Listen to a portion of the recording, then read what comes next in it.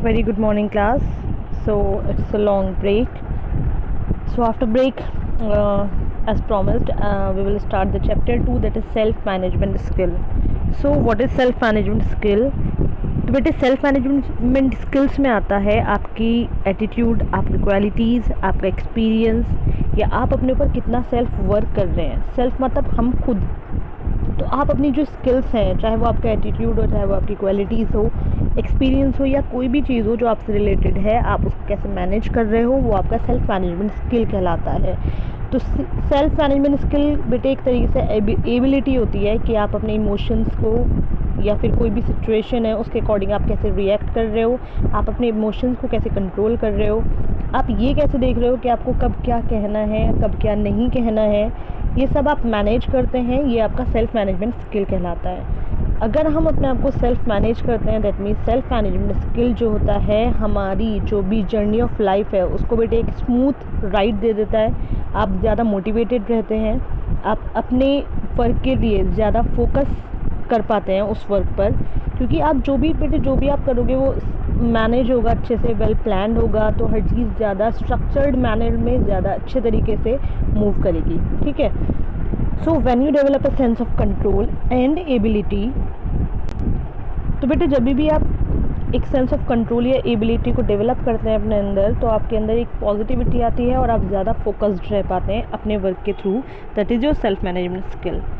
तो student who attain self management skill stand apart in doing their work effectively, manage their time well, meet deadlines and have great relationship in schools and at home, thus creating a positive and productive atmosphere for their growth and success at school and in all areas of life.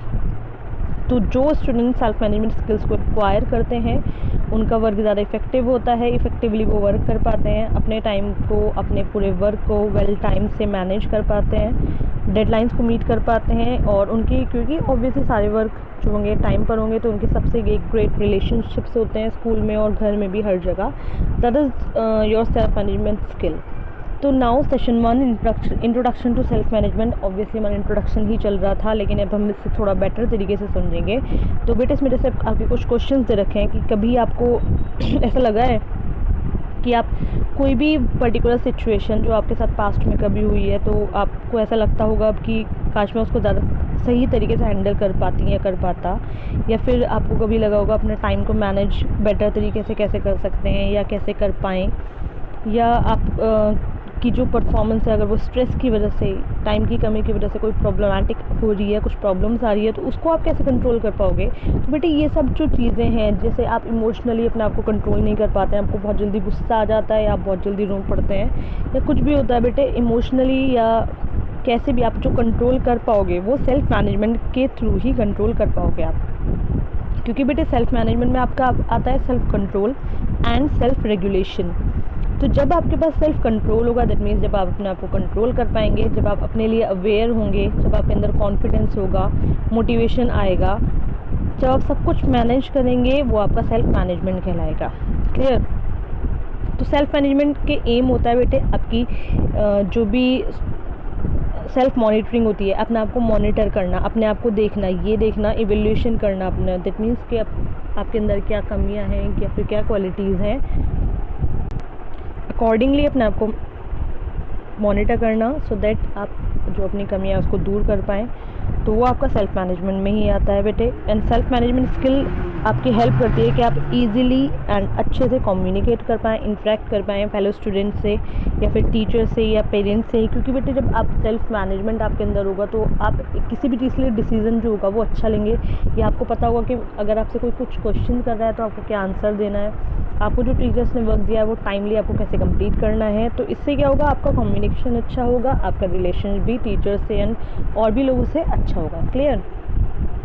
Next आता है बेटे self management skill is an integration of, किस किस चीज़ से मिलकर बना है self management skill, this one. तो बेटे ये आपका बना है, सबसे पहले आता है बेटे सेल्फ अवेयरनेस। सी सेल्फ अवेयरनेस क्या होता है कि अपने आप को जानना, knowing your self, your values, आपकी क्या वैल्यूज़ हैं, आपके बिलीव्स क्या हैं, आपकी स्ट्रेंथ क्या है, वीकनेस क्या है, या आप अपने पैशन के बारे में, आपको क्या बनना है या आपको अंदर किस चीज़ के लिए ज़िद है, उसको क्लैरिफाई करना, ये सब आपके सेल्फ अवेयरनेस में आता है। आप जब अपने बारे में अवेयर होते हैं तो ये सेल्फ मैनेजमेंट में ही आता है। सेकेंड आता है बेटे सेल्फ कंट्रोल, जो मैंने आपको बताया था कि आप अपने इमोशंस को कैसे कंट्रोल करेंगे, बिहेवियर को, डिसिप्लिन को, या जो भी आपका रूटीन है उसके लिए फोकस कैसे रहेंगे, वो आपका सेल्फ कंट्रोल में आएगा। थर्ड आता है बेटे सेल्फ कॉन्फिडेंस, जब आपको अपने ऊपर यकीन होगा, बिलीव होगा, आपको अपनी एबिलिटीज़ पे बिलीव होगा, आपको श्योरनेस होगी अपने बारे में, तो आप कोई भी रिस्पॉन्सिबिलिटी लेने से नहीं घबराएंगे, and that is your self confidence.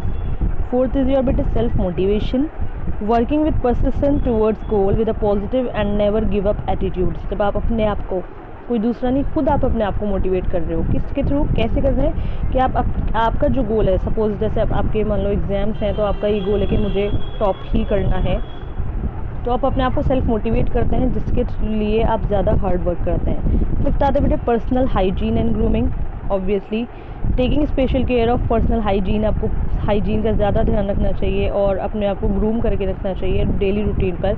जैसे आप स्कूल आते हैं तो आप एक प्रॉपर यूनिफॉर्म में आते हैं, बाल वाल बनाकर बिल्कुल सही से आते हैं, तो उससे भी बेटा हमारा सेल्फ कॉन्फिडेंस बढ़ता है। सपोज आप कहीं पर जाते हैं और आपका हुलिया ही अच्छा नहीं है, आप मतलब आपने अपने आप को सही से कैरी नहीं कर रखा है, तो उससे हमारा सेल्फ कॉन्फिडेंस कम होता है। तो अपने आप हमेशा पर्सनल हाइजीन और ग्रूमिंग के बारे में ध्यान रखना चाहिए।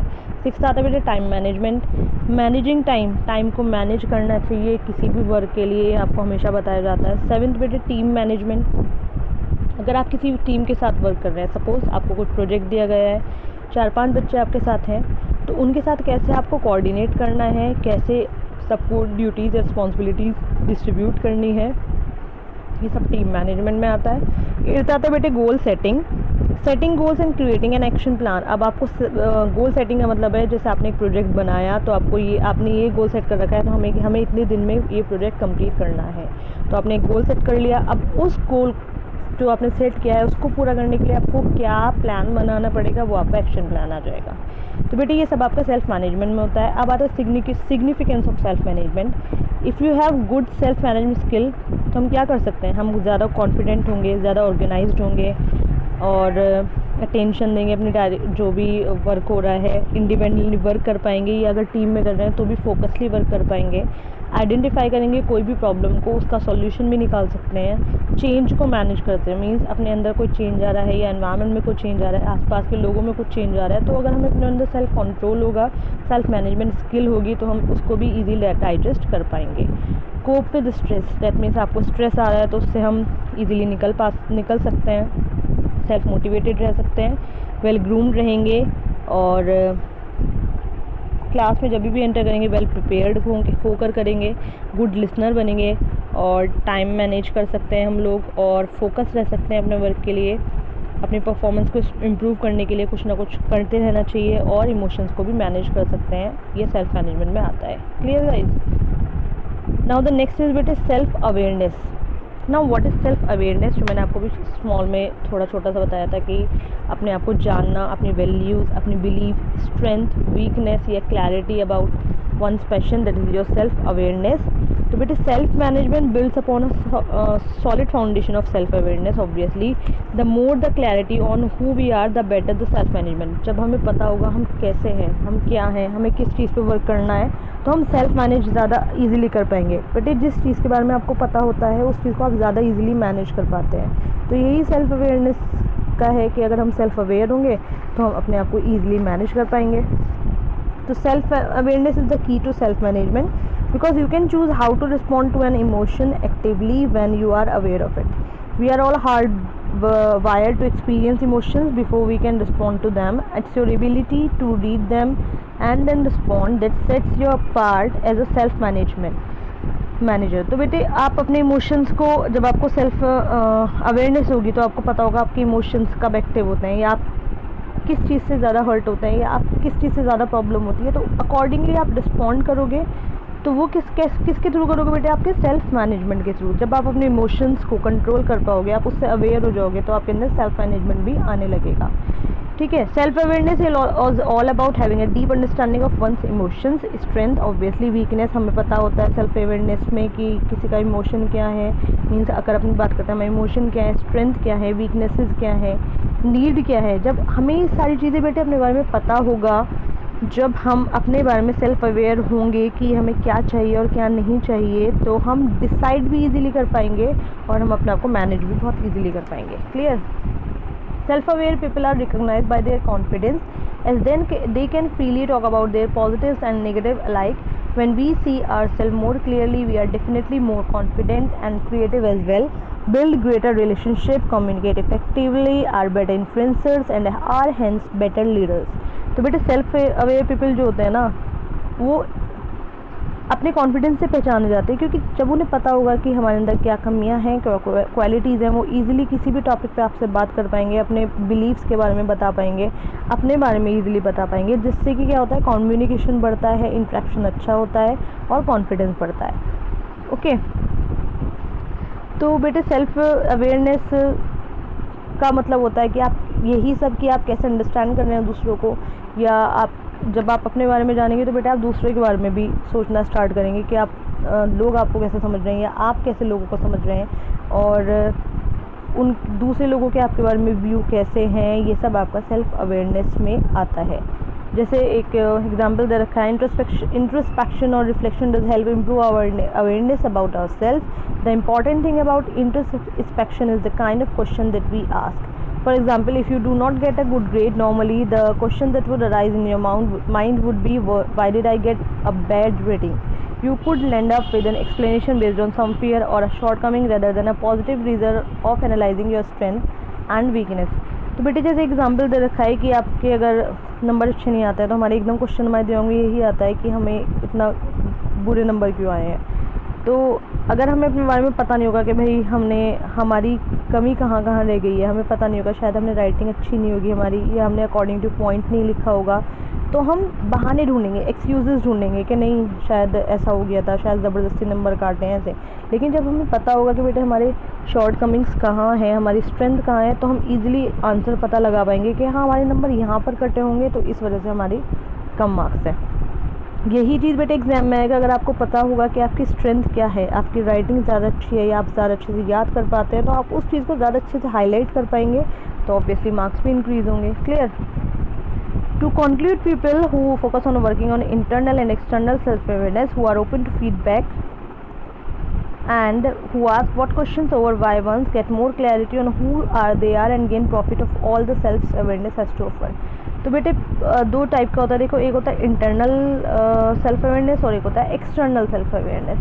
ठीक है, तो जब लोग इस चीज़ के लिए खुले होंगे, मीन्स लोगों को पता होगा फीडबैक के लिए, या अगर आपसे कोई कहता है कि आपने ऐसे परफॉर्म किया, तो आप ऐसे जो लोग ये पूछते हैं कि क्यों हमने ऐसा किया है, तो वो लोग का जो भी फोकस होता है बेटे वो ज़्यादा क्लियर होता है। क्या की जगह क्यों अगर हम किसी चीज़ को लगाएंगे तो हमें आंसर ज़्यादा अच्छे मिलेंगे, ज़्यादा क्लियर मिलेंगे, और उससे हम प्रॉफिट गेन कर सकते हैं। अब आता है बेटे strength and weakness analysis through Johari window.